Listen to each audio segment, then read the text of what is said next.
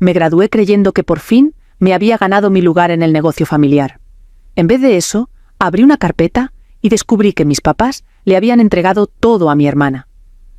Cuando pregunté por qué, mi mamá no dudó ni un segundo. Dijo que yo solo servía para trabajar con las manos, no con la cabeza. De pronto, años de semanas de 60 horas sin paga tuvieron sentido. Ese fue el día en que dejé de regalarles mi trabajo. Y esa decisión provocó una llamada de mi papá sobre nuestro cliente más importante, una llamada que lo cambió todo.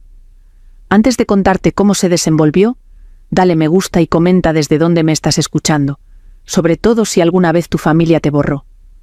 Mi nombre es Amanda Hernández, y desde que tengo memoria, mi valor en esta familia se medía por lo temprano que llegaba y lo tarde que me iba.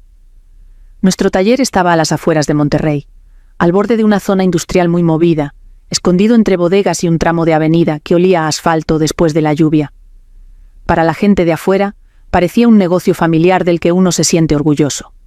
Por dentro, funcionaba con jerarquías silenciosas que nadie decía en voz alta. Mi papá hablaba mucho del legado.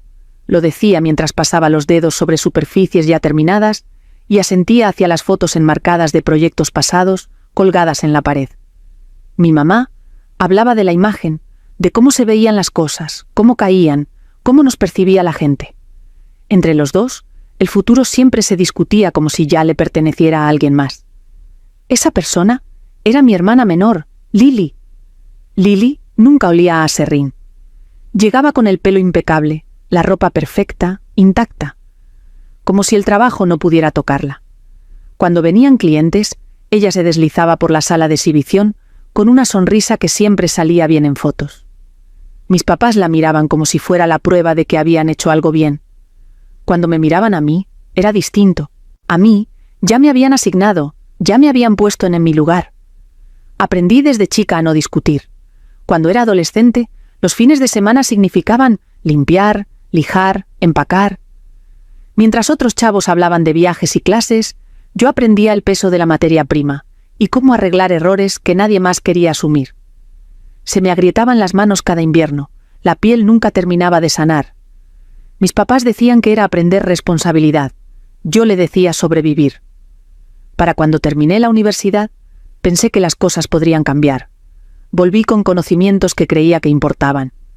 Sistemas, logística, maneras de evitar que todo se rompiera cuando llegaba la presión. Me imaginaba sentada en juntas, no solo de pie frente a los bancos de trabajo.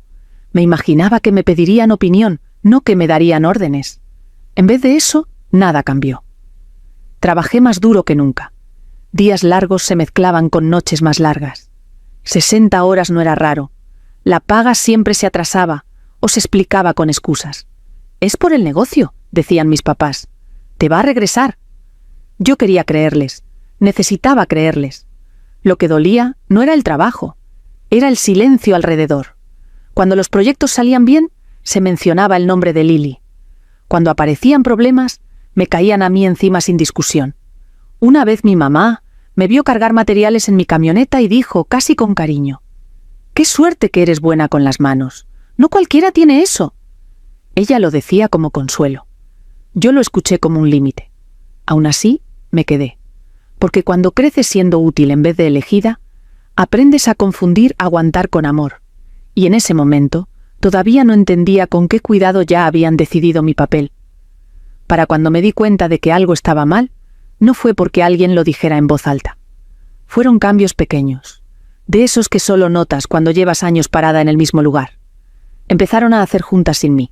Nada dramático, solo conversaciones que se detenían cuando yo entraba, y luego seguían más tarde a puerta cerrada. Las decisiones sobre proveedores de pronto ya estaban resueltas. Llamadas de clientes que antes yo atendía se quedaban sin respuesta hasta que Lily intervenía y contestaba con mensajes cuidadosamente redactados que sonaban impresionantes, pero decían muy poco. Mientras tanto, mi carga de trabajo se hacía más pesada. Yo era la que arreglaba pedidos de último momento, la que suavizaba errores antes de que llegaran a los clientes. Cuando los materiales llegaban tarde, yo reacomodaba los calendarios. Cuando una pieza no salía bien, me quedaba después del horario hasta que quedara. Semanas de 60 horas se confundían entre sí. Algunas noches Manejaba de regreso con las manos doliéndome tanto que tenía que quedarme sentada en la camioneta un minuto antes de girar la llave, dejando el motor encendido en punto muerto mientras el dolor bajaba. La paga siempre ya venía. Esa frase empezó a sentirse hueca. Si preguntaba, mi papá suspiraba y decía que el flujo de efectivo estaba apretado. Mi mamá me recordaba que los sacrificios eran parte de construir algo con sentido. Lily nunca se metía en esas conversaciones, no tenía que hacerlo. A veces llegaba a mediodía con una fotógrafa, a veces solo con el celular en alto. Pasaba junto a los bancos de trabajo como si fueran utilería, sonreía, tomaba unas fotos y desaparecía. Luego yo veía las publicaciones, textos pulidos, hablando de artesanía, gente aplaudiendo su visión. Mis papás compartían cada una. Una vez sugerí un cambio en la forma en que manejábamos un retraso que se repetía. Lo expliqué con cuidado, paso a paso. Mi papá asintió y dijo que lo pensaríamos. 2 meses después, Lily presentó casi la misma idea como parte de una propuesta de imagen y posicionamiento de marca. Todos aplaudieron. Ahí fue cuando algo dentro de mí cambió. No fue rabia, todavía no. Fue más bien una tensión, una comprensión silenciosa de que esto no se trataba de esfuerzo ni de lealtad. Se trataba de papeles. Y el mío ya estaba fijado.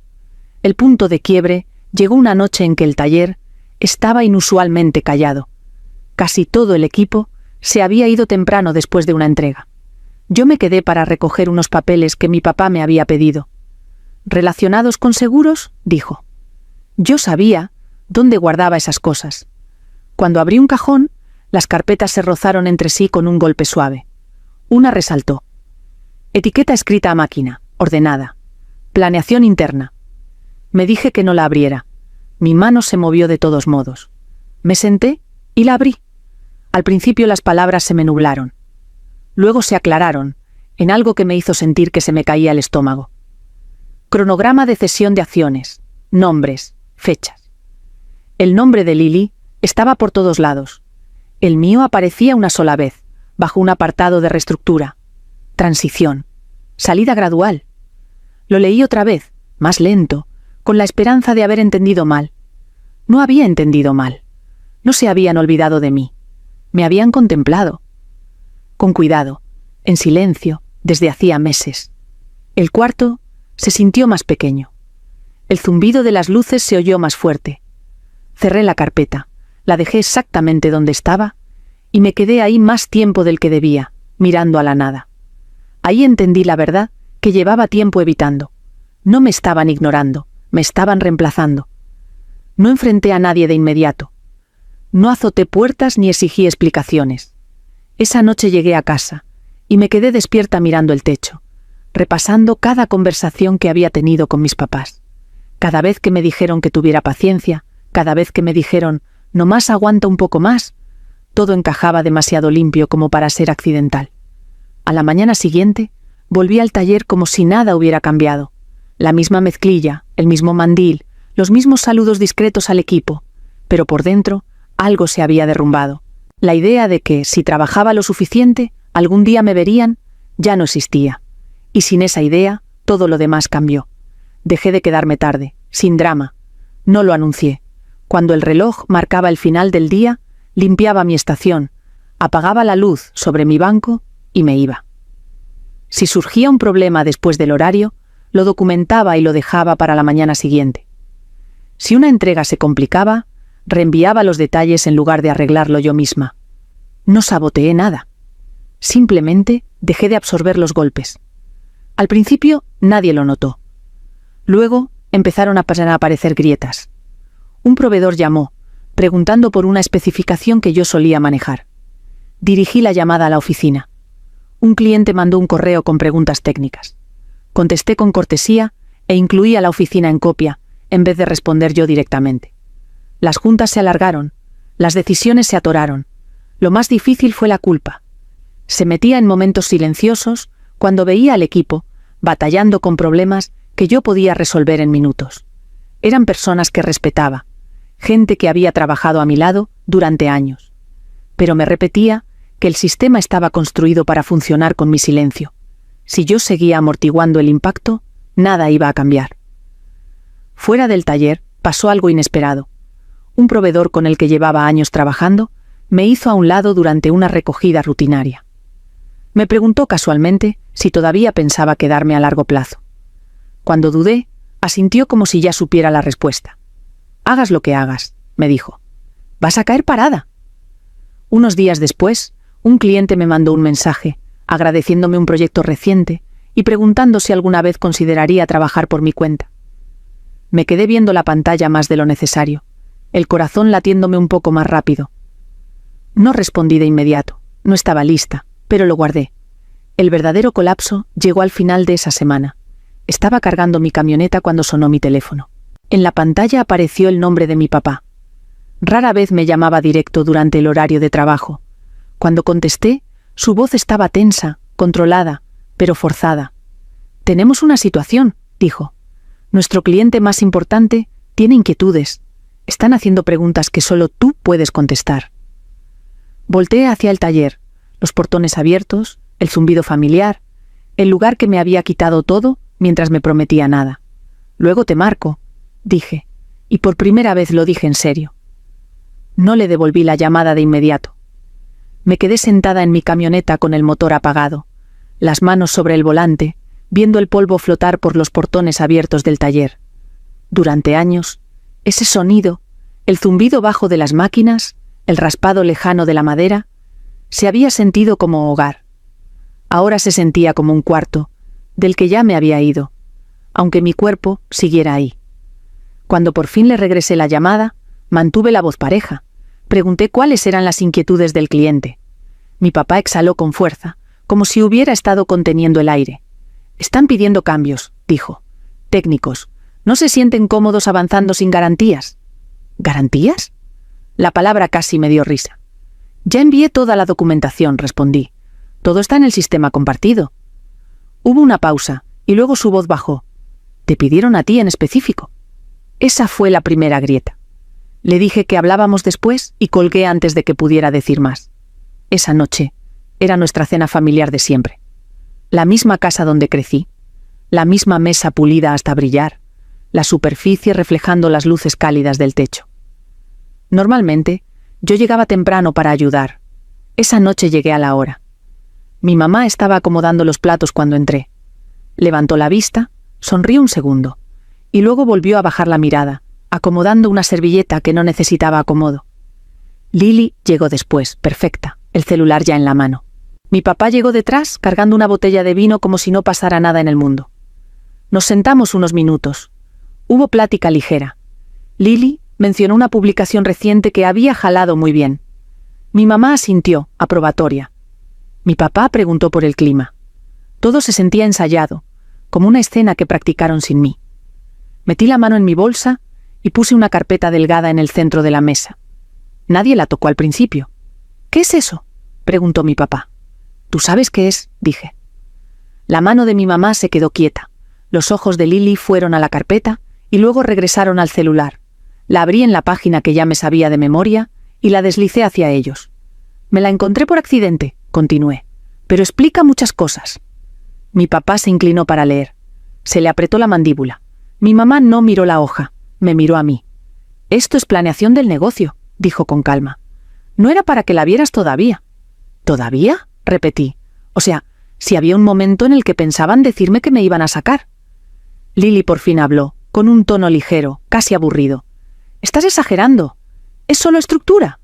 La miré. «Estructura que te da todo a ti y a mí nada».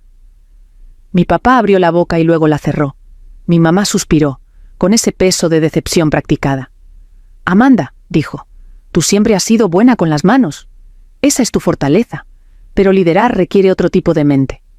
Ahí estaba, la frase que había escuchado en pedazos toda mi vida, por fin dicha sin suavizarla. Buena con las manos, no con la cabeza. Sentí que algo se aflojaba en el pecho. No dolor, alivio. Entonces, todos esos años, dije despacio, esas semanas largas, los proyectos que yo saqué adelante, los problemas que resolví, nada de eso importó. «Sí importó», dijo mi papá rápido. «Claro que importó». «Pero no lo suficiente como para contar», respondí. La mesa quedó en silencio. Entonces vibró el teléfono de mi papá. Lo miró, frunció el ceño y se levantó. «Necesito contestar». Se apartó. Bajó la voz al responder. Yo vi cómo se le tensaban los hombros. Vi cómo se le iba el color de la cara. Cuando volvió, la botella de vino quedó olvidada sobre la barra. Su expresión era distinta, menos compuesta. «Es el cliente», dijo. «No se sienten cómodos para seguir». Lily bufó. «Están faroleando».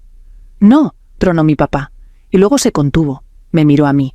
«Están pidiendo por ti. Dijeron que si tú no estás involucrada, lo van a reconsiderar». Lo miré a los ojos. «Ya te dije, todo lo que necesitan está documentado».